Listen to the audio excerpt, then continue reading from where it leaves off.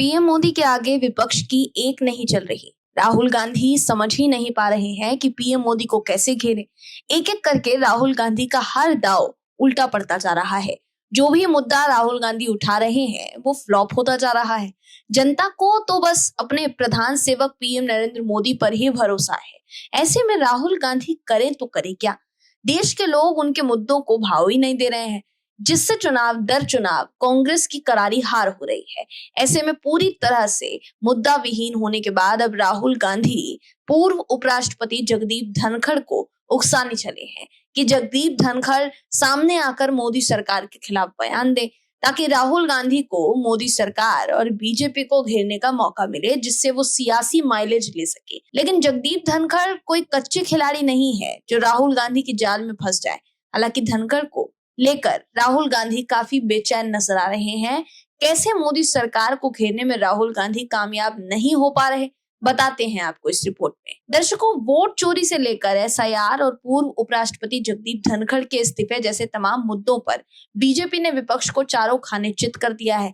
ऐसे में हर तरफ से घिरने के बाद विपक्ष के नेता पीएम मोदी के सामने आने की भी हिम्मत नहीं कर पा रहे। राहुल गांधी भी पीएम मोदी के सामने आने से बच रहे हैं।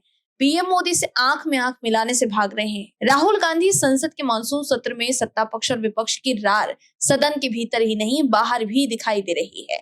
लोकसभा स्थगित होने के बाद स्पीकर ने चाय मीटिंग रखी थी। हालांकि इसमें राहुल गांधी शामिल नहीं हुए। लोकसभा में विपक्ष के नेता राहुल गांधी ही नहीं, विपक्ष का कोई भी नेता शामिल नहीं हुआ।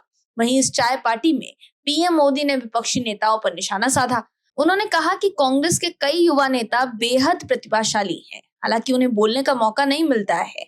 पीएम मोदी ने यह भी कहा कि कांग्रेस में कई योग्य युवा नेता हैं, इनसे राहुल गांधी घबराए हुए हैं। कांग्रेस में युवा नेताओं को बोलने का मौका नहीं दिया जाता। पीएम मोदी ने कांग्रेस पर युवा नेताओं की अनदेखी करने का भी आरोप लगाया है।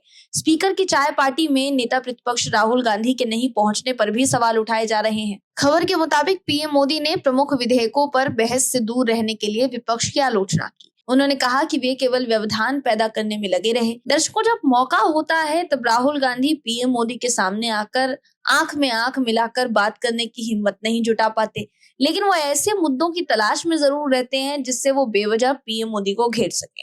इसलिए वो कोशिश कर रहे हैं कि जगदीप धनखड़ सरकार और बीजेपी के खिलाफ कुछ बोले, जिसे लपक कर वो अपनी राजनीति चमका सके। राहुल गांधी ने एक्स पर पोस्ट करके लिखा, भारत के पूर्व उपराष्ट्रपति आखिर छुपे हुए क्यों हैं?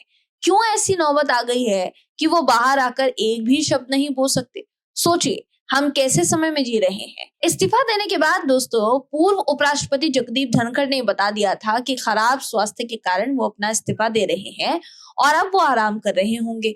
लेकिन इस मामले में भी राहुल गांधी मुद्दा ढूंढ रहे हैं।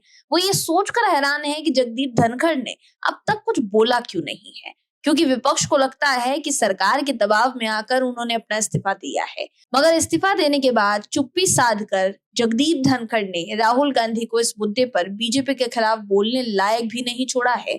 यही वजह है कि राहुल गांधी तिलमिलाए हुए हैं। राहुल गांधी ने यह भी कहा है कि उनके इस्तीफे के पीछे एक बड़ी कहानी है। आप में से कुछ लोग इसे जानते होंगे, कुछ लोग नहीं जानते होंगे, लेकिन इसके पीछे एक कहानी है। और फिर एक कहानी है कि वो क्यों छिपे हुए हैं।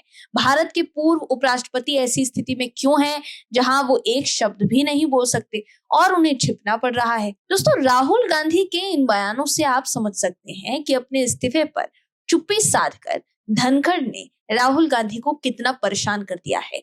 राहुल इसलिए परेशान है कि उनके हाथ से ये मुद्दा भी गया। वहीं आपको बता दें कि बीते दिनों ही मीडिया रिपोर्ट्स में ये बात सामने आई थी कि जगदीप धनखड़ फिलहाल उपराष्ट्रपति आवास में ही है। Bureau report, OMS news. आप दर्शकों से विनम्र निवेदन है कि चैनल को सब्सक्राइब जरूर करें